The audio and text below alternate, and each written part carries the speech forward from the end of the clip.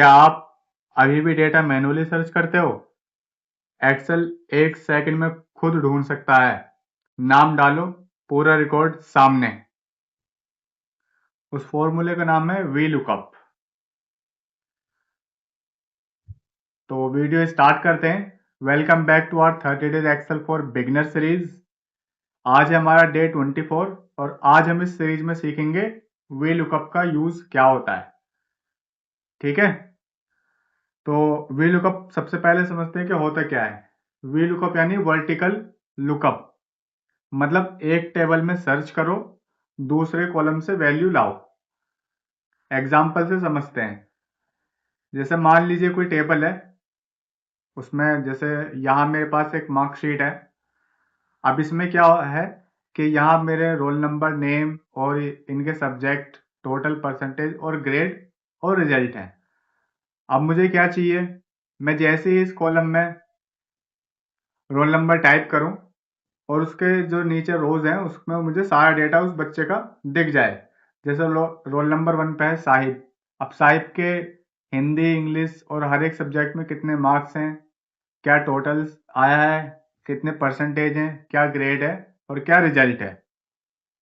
ठीक है, अब हम इसका फॉर्मूला स्ट्रक्चर समझ लेते हैं VLOOKUP का। जैसे मैं यहाँ पर टाइप करूंगा, ये देखिए यहाँ पे इसकी एक डेफिनेशन भी लिखी हुई आ रही है।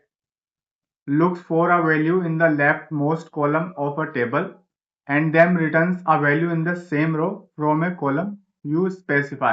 By default, the table must be sorted in ascending order. ठीक है, अभी इसको फॉर्मूले को पूरा हम लिखते हैं। अब इसके अंदर जो स्ट्रक्चर है, V lookup value, table array, column index number, range lookup. Lookup value का मतलब होता है क्या सर्च करना है, टेबल एरे कहाँ से सर्च करना है, कॉलम इंडेक्स नंबर किस कॉलम में से डेटा लेना है, और फॉल्स रेंज लुकअप यानी फॉल्स का तो रहेगा एग्जैक्ट मैच और ट्रू का रहेगा अप्रोक्सीमेट मैच। इसको नंबर्स में भी हम लिख लेते हैं, जैसे 0 का रहेगा एग्जैक्ट मैच और 1 का रहेगा अप्रोक्सीमेट मैच। अब सबसे पहले हम फॉर्मूला अप्लाई करके देखते हैं। ठीक है, तो मैं क्या करूंगा, सबसे पहले मैं इसको यहाँ से पहले इरेज कर लूंगा। अब जो मेरे ऊपर की जो ये हेडिंग मेरी बनी हुई है, मैं इसको पहले डिलीट कर लेता हूँ, मुझे इसकी जरूरत नहीं है। यहाँ से मैं इनको कॉपी करूंगा और यहाँ मैं कंट्रोल से राइट क्लिक करके यहाँ पे पेस्ट स्पेशल पे आऊंगा। यहाँ मैं करूंगा इसको ट्रांसपोज। ठीक है, ये आ गया मेरा वर्टिकल लुकअप में। अब मैं इसमें फॉर्मूला लगाऊंगा।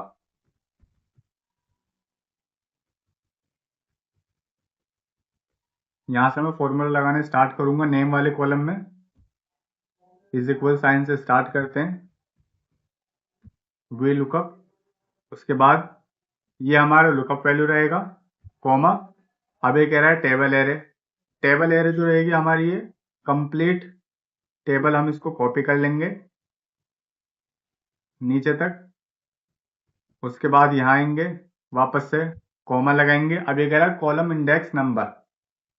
ये पूछ रहा है कि भाई जो तुम नेम निकाल रहे हो वो जो कॉलम है वो कितने नंबर्स पर है। अब रोल नंबर 1 तो है 1 पे, नेम है 2 पे, और ये बाकी आगे के कॉलम्स काउंटिंग में आप कर सकते हैं। जैसे 3 पे इंग्लिश है, 4 पे 3 पे हिंदी है, 4 पे इंग्लिश है, इस तरीके से। अब मुझे क्या चाहिए सिर्फ, तो अगर मैं नेम वाला निकालूंगा तो मुझे चाहिए सिर्फ कॉलम नंबर 2 का। तो ये कॉलम नंबर 2 में यहाँ पे लिख देते हैं। अब कॉमा लगाएंगे। उसके बाद क्या कह रहा है ये, ट्रू अप्रोक्सीमेट मैच, यानी अप्रोक्सीमेट का मतलब है the value in the first column of table array must be sorted in ascending order. उसके बाद हम इसमें 0 लिखेंगे।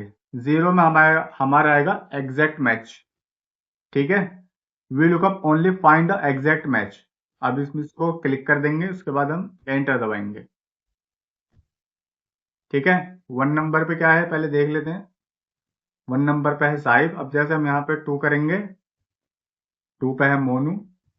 3 पे अजमेर, 4 पे तानिया और 5 पे राहुल। अब इसी तरीके से मैं इस फॉर्मूला को बार बार नहीं लिखूंगा, मैं नीचे ड्रैग कर दूंगा। अब आप सोच रहे होंगे अरे ये क्या हुआ, ये तो एरर देने लगा। एरर इसलिए दिया है इसने क्योंकि जो हमने यहाँ पे नीचे फॉर्मूला यहाँ पे पेस्ट करा, ये देखिए अब ये ना कॉलम नीचे जा रहा है, सॉरी डेटा जो है हमारा रोज नीचे जा रही है। जैसे यहाँ पे क्या था, ऊपर वाले कॉलम में यहाँ पे था O1। अब जैसे मैं यहाँ पे नीचे करूंगा, सॉरी यहाँ पे क्या था A2 से लेके K31 तक। अब यहाँ नीचे हिंदी कॉलम में देख लेते हैं ये क्या हो गया, ये तो A3 से लेने का, लेकिन मैं तो डेटा मेरा A2 से ही चाहिए। अब हम इसको फिक्स करने के लिए क्या करेंगे, यहाँ बहुत ध्यान से समझिएगा। सबसे पहले मैं इस O1 को फिक्स कर दूंगा F4 दबा के। उसके बाद टेबल एरे भी मैं फिक्स कर दूंगा F4 प्रेस करके। उसके बाद वापस से एंटर करूंगा, फिर मैं इसको नीचे ड्रैग कर दूंगा। ये क्या, ये तो अभी भी नहीं आया, वापस से इसने मुझे सिर्फ राहुल राहुल ही करके दे दिए। अब हम क्या करेंगे, अब मुझे अगर हिंदी के मार्क्स निकालने हैं, हिंदी का कॉलम जो है किस नंबर्स पे है, 3 पे। अब मैं यहाँ से 2 की जगह क्या कर दूंगा 3, और उसके बाद इंग्लिश के कुछ इंग्लिश के हैं 4 पर। ऐसे ही मैं नीचे सब में ड्रैग करता चला जाऊंगा। 5, उसके बाद 6, फिर 7, 8, 9 और ये 10,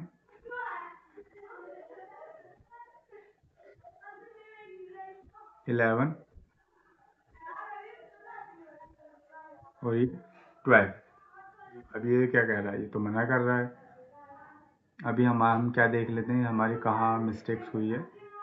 पहले हम अपनी रोज में ऊपर काउंट करते हैं 1 2 3 4 5 6 7 8 9 10 11 12। यहाँ ये क्यों मना कर रहा है, ये जो हमें एरर दे रहा था ये है इसमें टेबल एरे में। टेबल एरे में हमने क्या करा, जो हमारा डेटा था हमने पूरा सिलेक्ट नहीं करा, सिर्फ ग्रेड तक ही लिया। ये देखिए ये जो रेड वाली लाइन दिख रही है ना, ये सिर्फ ग्रेड तक ही है। अब हमें क्या करना है, रिजल्ट वाला भी हमें ऐड करना है। जैसे मैं इसको ऐड करूंगा, अब मैं एंटर प्रेस करूंगा, ये देखिए आगे सारे आपके मार्क्स, सॉरी रिजल्ट भी आ गया। अब हम यहाँ से कोई भी रोल नंबर देख लेते हैं डाल के, ठीक है। जैसे कोई फेल है, थर्ड पर है, तो उसको भी देख लेते हैं, ये देखिए। और अब मैं आपको एक और तरीका बताऊंगा, आपको बार बार ये अपना मैन्युअली डालने की जरूरत नहीं है कि आप बार बार कॉलम नंबर डालते रहो, क्योंकि अगर VLOOKUP लगाया हमने तो हमें इसका डायनेमिक यूज करना आना चाहिए। क्योंकि हम बार बार मैन्युअली डालेंगे तो हमारे तो इसमें भी फिर टाइम वेस्ट होगा, तो फिर हमारे VLOOKUP लगाने का फायदा क्या हुआ। तो अब मैं आपको इसका डायनेमिक यूज बताता हूँ, ठीक है। यहाँ में अब ये सोच रहे होंगे कि ये मैं क्या लिख रहा हूँ, ये इसे कहते हैं हम रो। ये कोई फॉर्मूला नहीं होता, ये सिर्फ हमें रो नंबर बताता है, ठीक है।